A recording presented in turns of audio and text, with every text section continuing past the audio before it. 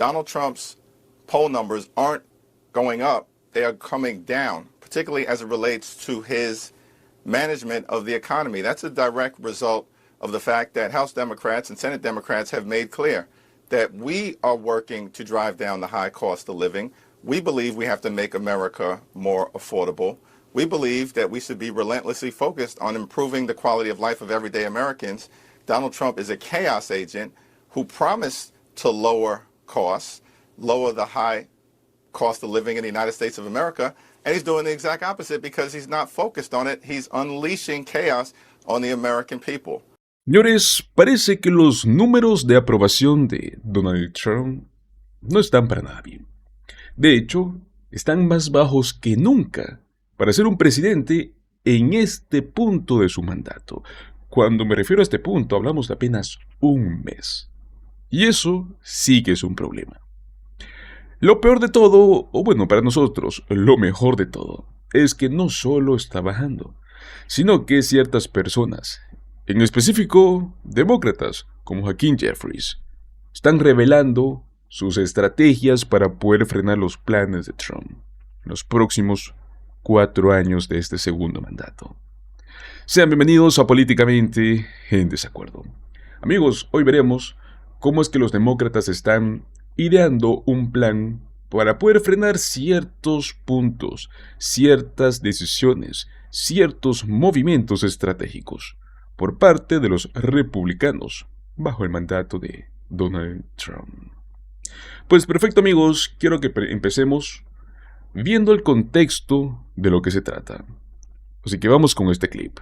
Us now is the House Democratic leader Hakeem Jeffries. Leader Jeffries, so good to see you. I don't know if you could hear, but or could see rather, but the instrumental portion of the bump in was an interpretive dance protest outside the Kennedy Center. I have to ask you, Pennsylvania Governor Josh Shapiro from your neighboring Commonwealth of Pennsylvania told the New York Times about congressional Democrats, quote, they are failing to address the real concerns that people have. They're failing to do what is their fundamental responsibility constitutionally, to be a check. That's a pretty harsh assessment of Democrats' first month in the second Trump administration. What's your response?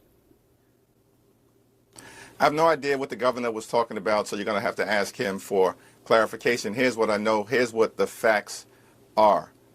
Donald Trump's poll numbers aren't going up. They are coming down, particularly as it relates to his management of the economy. That's a direct result of the fact that House Democrats and Senate Democrats have made clear that we are working to drive down the high cost of living. We believe we have to make America more affordable. We believe that we should be relentlessly focused on improving the quality of life of everyday Americans. Donald Trump is a chaos agent who promised to lower costs, lower the high cost of living in the United States of America, and he's doing the exact opposite because he's not focused on it. He's unleashing chaos on the American people. We are not losing in court. We are actually winning in court. The Trump administration is losing. We are partnering on at least 79 different lawsuits that have been brought related to about 35 different illegal or unconstitutional executive orders. And the Trump administration continues to lose in court after court after court. And that effort will, of course, be on. House Republicans, they've been on the run. They are feeling the pressure of the fact that their policies are deeply unpopular with the American people. And we've seen that play out this past week all across the country.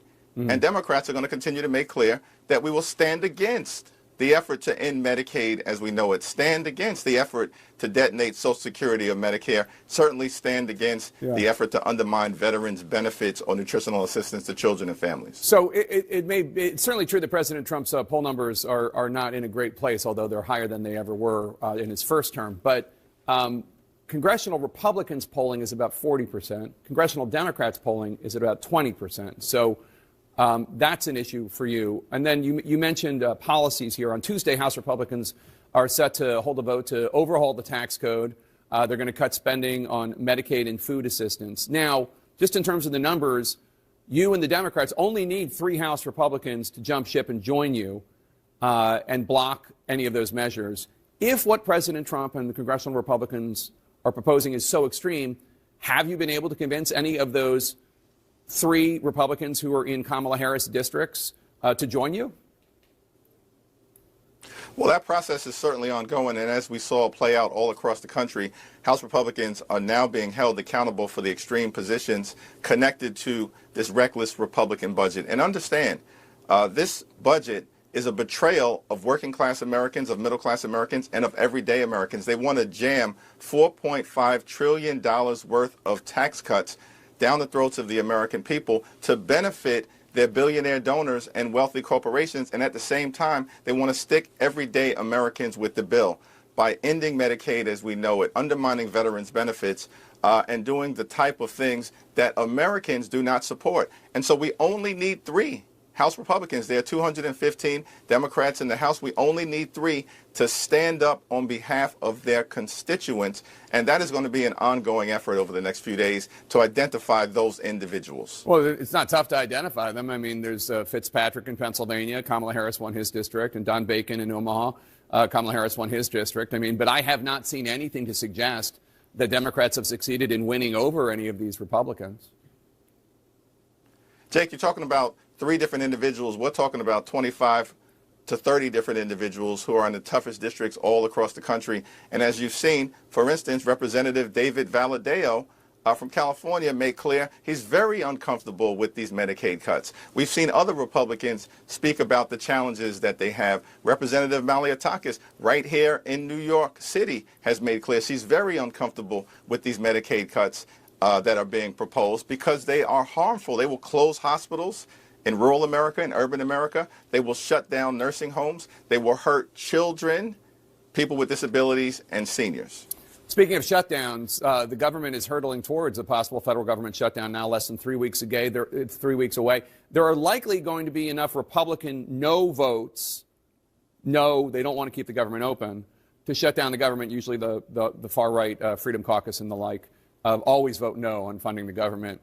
So unless Democrats provide Speaker Johnson the votes to bail them out, the government will shut down. What is the strategy? Are House Democrats going to vote to keep the government open, or are you just going to let the Republicans be in charge of all of it? Well, first of all, we'll cross that bridge when we get to it, because as we've been discussing, we have to stop this reckless Republican budget from going forward, and that's going to be on the floor on Tuesday. Now, there are ongoing discussions being led by Rosa DeLauro, top Democrat on the House Appropriations Committee, to see if an enlightened agreement can be reached in advance of March 14th, and we'll see what takes place. What we do know is that the Republicans have the House, the Senate, and the presidency. It is their responsibility to fund the government. Mayor Adams of your home city of New York is under intense scrutiny this week. There's this alleged quid pro quo with the Trump administration. The Trump administration has moved to drop the federal corruption charges against Adams, and this is supposedly done in exchange for cooperation from Mayor Adams when it comes to enforcing procedures against undocumented immigrants. This alleged quid pro quo has been so stark, so upsetting to so many people. 8 federal prosecutors in the Trump administration and 4 city deputies in the Adams administration have resigned over this. I know you've expressed concern about what's going on, but just a yes or no, do you have confidence in Mayor Adams to lead New York City? Eric Adams has a responsibility to decisively convince the people of New York City that he's solely focused on their interests and not doing the bidding of Donald Trump and his administration. You are one of the 2 leaders of the Democratic Party.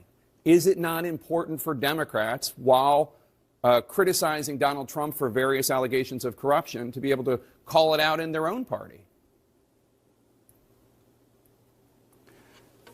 As I indicated, that Eric Adams has the responsibility to make it clear to the people of New York that he's got their interest top of mind and solely their interest. Now, with respect to the criminal justice side of this situation, there's an ongoing federal court case. The judge has appropriately appointed someone to argue against the Department of Justice's efforts to dismiss the charges, and we'll see what happens in the context of that case. It will be premature for me to say anything about the charges that may or may not go away until then. Before we go, Donald Trump made repeated comments this week about possibly serving a third term, calling himself a king in a social media post. Do you take that seriously, or do you think he's just trolling people, trying to get them upset? Listen, Donald Trump is intentionally unleashing extremism and outrageous things on the American people to try to disorient everyday Americans. Donald Trump is not a king. We will never bend the knee. Not now, not ever. And we'll continue to point out that he's focused on the wrong things. He's not focused on improving the quality of life of everyday Americans or driving down the high cost of living. Democrats are committed to making life better for every single American in every single community in every corner of this great country. Democratic leader Hakeem Jeffries from the great state of New York, thank you so much. Really, really appreciate it. Thanks for coming in. Thanks, Jake. Ya he visto cientos de comentarios por parte de ustedes y yo estoy totalmente de acuerdo con lo que muchos pensaron en su momento.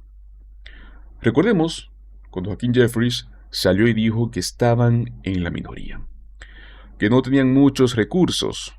Pues bueno, ¿no? Yo como muchos, totalmente decepcionados. Pero decepcionados no significa que tengamos que rendirnos, ni mucho menos. Recordemos que en los primeros días de la administración de Trump, los demócratas no supieron cómo responder en esos primeros días. Hubo como que una especie de idea generalizada. Los medios lo alimentaron. De que supuestamente Donald Trump había ganado con una victoria histórica, ¿no? Que tenía este mandato abrumador. Pero amigos, eso no es verdad. Él apenas ganó y lo sabemos.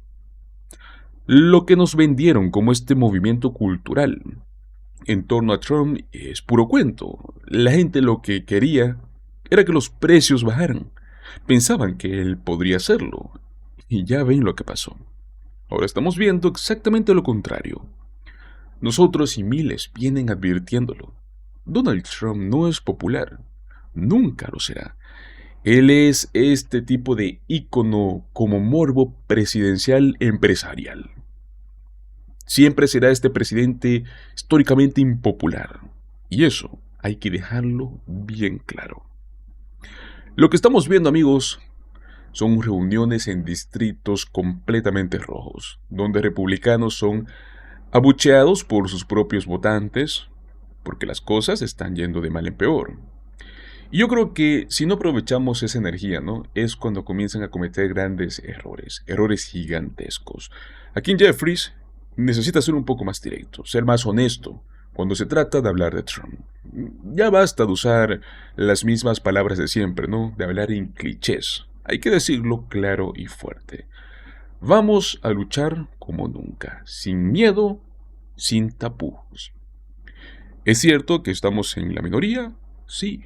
Pero también es cierto que los republicanos llevan décadas bloqueando los esfuerzos de la manera más absurda. Ahora van a hacer lo mismo. Los demócratas tienen que hacer lo mismo. No hay que dejar que Trump camine sin que lo bloqueen. Cada vez que intente hacer algo, ahí tienen que estar interponiéndose en su camino. Hay que pelear con todas las fuerzas, ¿no? Así que, mensaje para Hakeem Jeffries, si no te pones las pilas y comienzas a luchar con todo, entonces los demócratas necesitan que otro líder lo haga. Porque esto no es un juego, ¿no?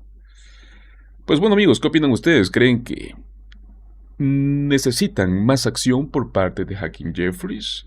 Los invito a que me dejen sus opiniones en los comentarios. Recuerden que si han llegado hasta este punto, los invito a que le den un like, compartan este video con sus amigos y suscríbanse a nuestro canal, Políticamente en Desacuerdo. Nos vemos en el próximo video. Hasta luego.